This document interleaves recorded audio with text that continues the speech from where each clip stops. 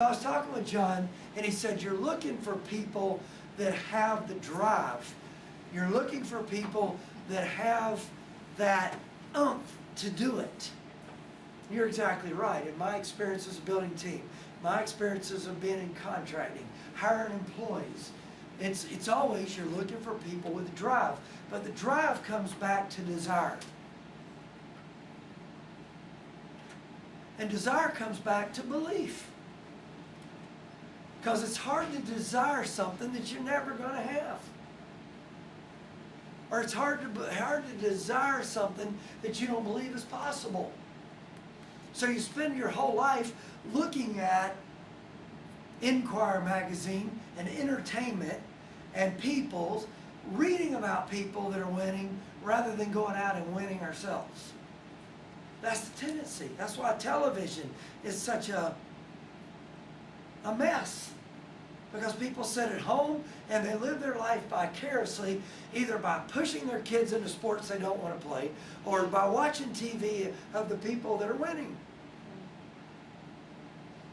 So we got an opportunity here, but this opportunity is all about a tool that'll work better than any other tool any of us have ever had. And there's a window of opportunity that says that Trump is determined to put 1 million people in this year, and if you just get in the way of that, you're going to make some money. To go from 20,000 to 1 million people, you've got to get in the way of it. Which means you got to go out and do something. But as it ever picks up steam and ever increases in popularity, as it goes from little network marketing company to mainstream, this is something that's working. You know what he's doing? He's working fervently, putting in professional basketball players and football players and actors and big CEOs of companies. You know why he's doing that? Because he's mainstreaming it. Because the more it becomes a celebrity business, the more people will flock to it just to get around the celebrities. And then one day people will wake up and there's a computer on every desk.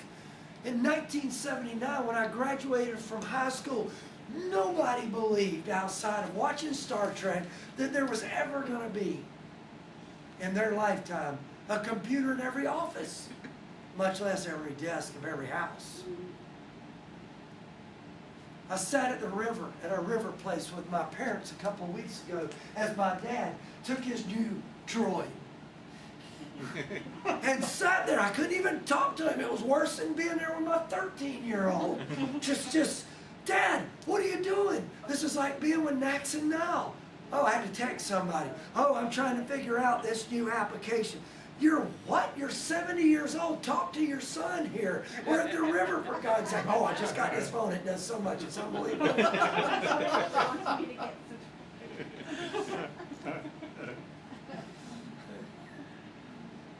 Are y'all with me?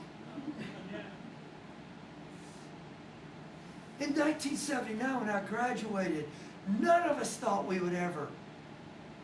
Well, Jim graduated at the same time. Jim thought, but they were the strangers in our class. Kind of laughed at us. Yes, you were. Because they had posters of Star Trek, and they had all the lines of Star Wars memorized, and they could tell you that there was probably going on in the galaxy somewhere. And they started laughing at us in the 80s. Y'all know what I'm talking about? This is an opportunity. It's an opportunity to prosper, and to prosper not at the expense of other people, but to prosper arm in arm with other people, to have belief that they don't have. Let me tell you about desire that leads to drive. It has to do with belief of what I'm capable of. And sometimes I need John to step out of the bushes and grab Chuck Norris and say, today you're not running, and fear and trembling to turn around and just swing.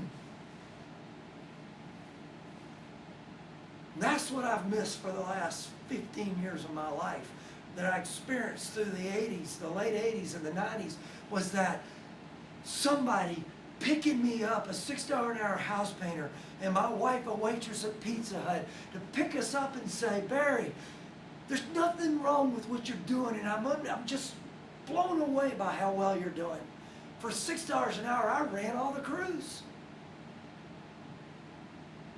My wife was head waitress. They asked her to train waitresses in other Pizza Hut restaurants, which wasn't even part of their model. We were doing the best we could.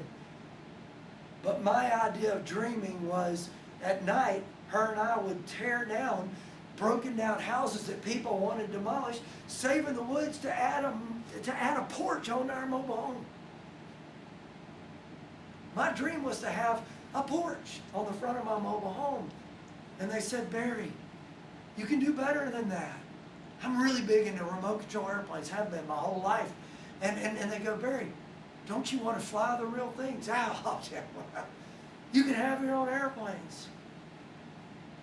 This little spark of desire started welling up, not because of what I was making work, but because I was with people that were making it work, that were telling me, we can, we did, here's our story. How many times we fell down, you can do the same thing, come on. And sometimes they said, get up, come on, quit being a baby. And I needed that. Sometimes my wife told me that.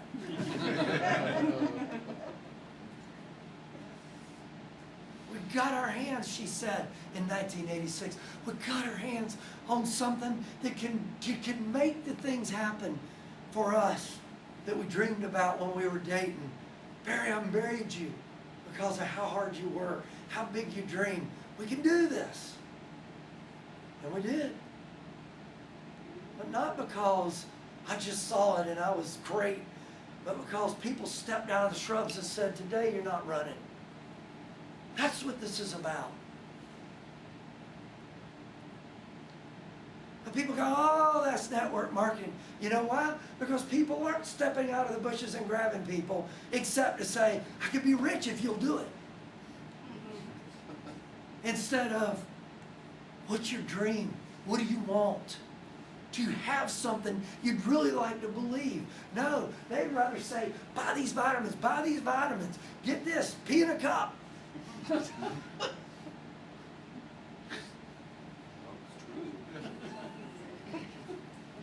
All right, so what we did in 1986 is no different than this, because this is what they did in 1886 if they wanted to succeed at something. They dug down inside and they found their desire. The desire led to drive. Because you see, you're going to go through a cycle, and the cycle works like this. You get started, there's some things you know how to do.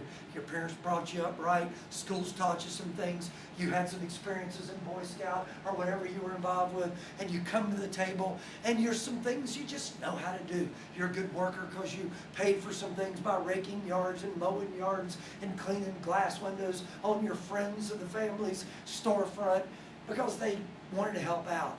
And you learn the work ethic, and you learn these things. But when it comes down to it, you get started in this thing, and most of us don't know enough to make it work. Boom, the first week we're rich. We are what we call unconsciously incompetent. We don't know, and it's bliss because we don't know that we know. And in a period of a few hours from the time you saw the presentation and got excited about what if, you go talk to your best friend, and they go, and you go, what a loser, can't believe I'm hanging around them. And you go to your brother, and he goes, listen, boom, boom. That's what I used to do, and it's obvious you needed it tonight. You're an idiot for believing this. I bet they got some money from you.